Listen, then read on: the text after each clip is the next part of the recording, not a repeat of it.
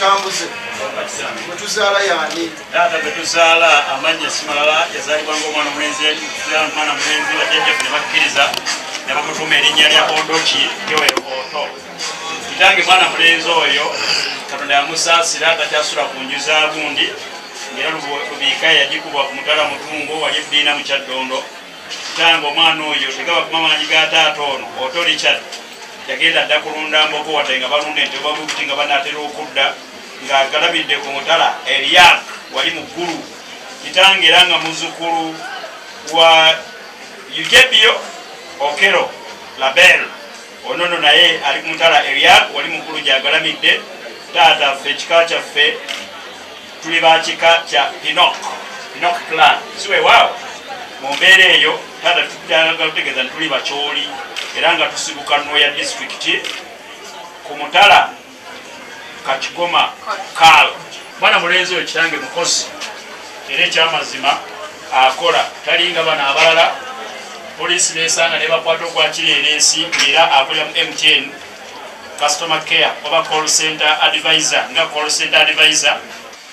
Naffe nabo mu maka gano kitukoze bulungi kubanga omwana we twamuzaala bajjajja be bamuwa erinnya lya Nakazibwe mu kanisa ne bamuwalya Beki ekereziya era nga mutabani wa taatu muwala wa taatu ono afudde wano amannya ye mwami Kosima Mukasa Dayana walinama mu Kyaggwe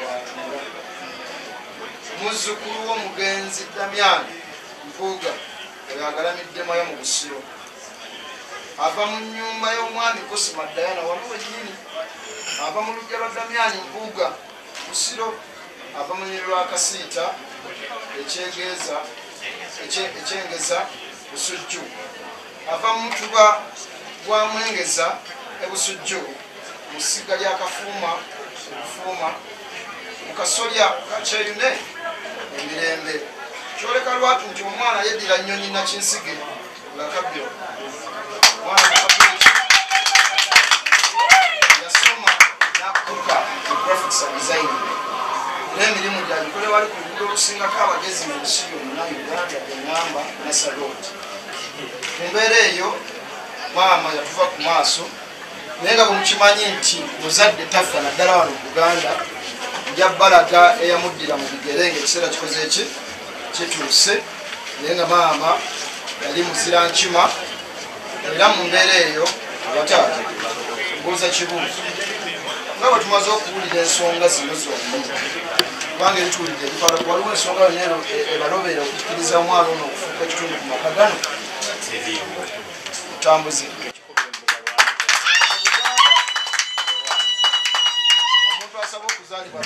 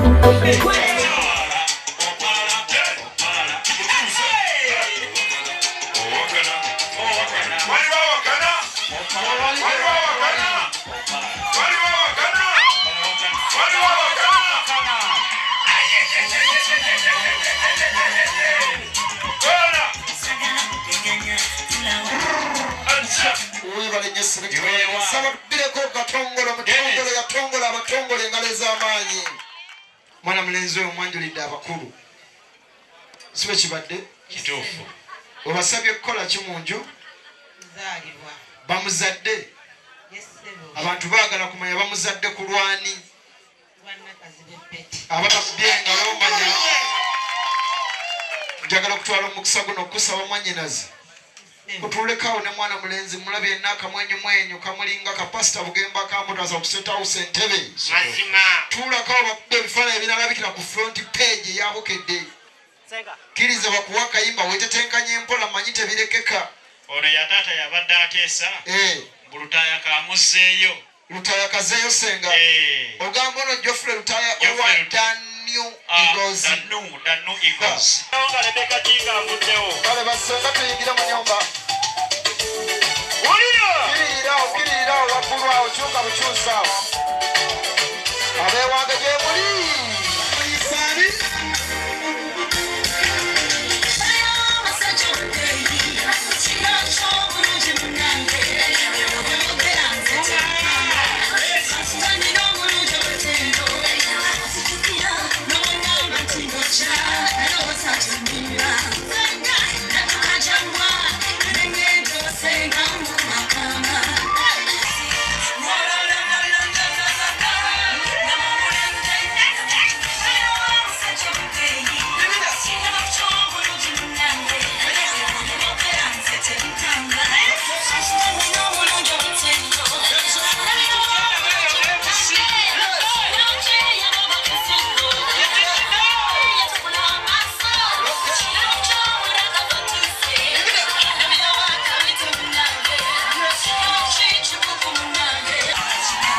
Becky ng'atuuse okufuluma bambi yabadde anyumye kikazi kyattu ki Black Beauty kirina ekyejo obwedda kizina amazina ag'ekyejo nga wekigamba nze Joel nina ekyejo era njagala onkwate bulungi mu ddya lyenzizeemu